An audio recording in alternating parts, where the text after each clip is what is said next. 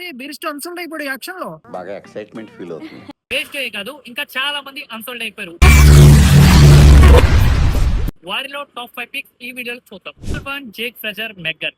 ఇతను ఒక Australian batter, మంచి పవర్ హిట్టర్. కానీ లాస్ట్ ఇయర్ ఫెయిల్యూర్ అవడం వల్ల ఇతన్ని ఏ ఫ్రాంచైజ్ ఇంట్రెస్ట్ చూపించలేదు.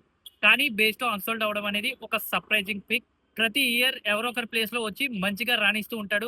కానీ ఈ ఇయర్ అతన్ని ఏ ఫ్రాంచైజీ పిక్ చేసుకోలేదు. నెంబర్ 3 మహేష్ దీక్ష. ఇతను ఒక శ్రీలంక స్పిన్నర్, చెన్నైలో కూడా ఆడాడు, మంచి వేరియేషన్స్ వేయగలడు.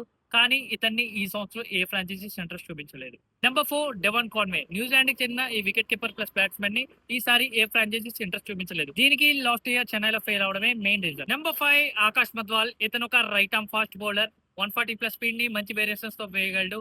కానీ ఇతన్ని కొనడానికి ఈసారి ఏ ఫ్రాంచైజీస్ ఇంట్రెస్ట్ చూపించలేదు. అందరినీ చెప్పుకోకుండా మా 3D ప్లేయర్స్ ని కవర్ చేయలేదంటరా. ఎవర్రా 3D ప్లేయర్స్? అదేరా విజయ్ శంకర్, దీపక్ హూడా.